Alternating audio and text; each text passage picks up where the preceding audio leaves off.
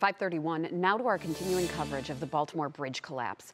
Overnight, the rescue mission turned to recovery effort to find 6 workers. NBC's Alice Barr has the details from the Key Bridge in Baltimore. Alice, good morning.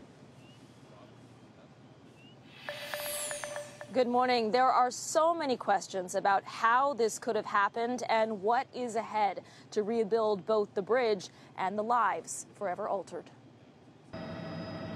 In Baltimore this morning, a broken bridge uniting a community in grief as an urgent rescue mission for at least 6 missing people shifts to recovery. We're going to do everything in our power to help these families find closure. Our heart goes out to the families.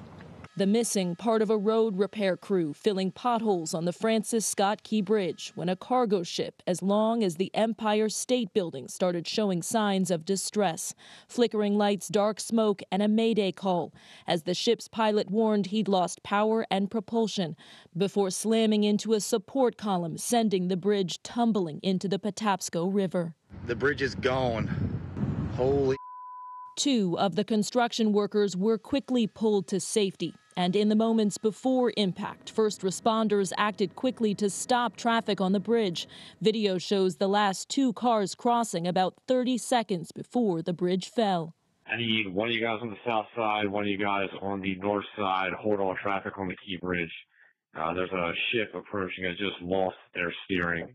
State, local, and federal agencies working together, with President Biden promising help to rebuild the bridge. The National Transportation Safety Board now interviewing witnesses, examining debris, data recorders, and past safety records. The NTSB focuses on the facts, so we will figure that out and be able to provide that information in the coming days. For now, the focus still on the human cost as families wait for answers from the dark water.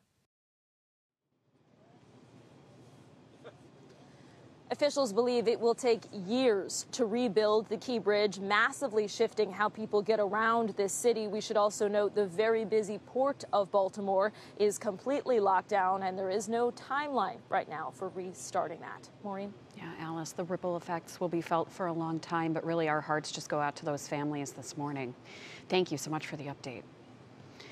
Closer to home, with vessels moving down the Cuyahoga River, we wanted to find out if anything like this could happen here.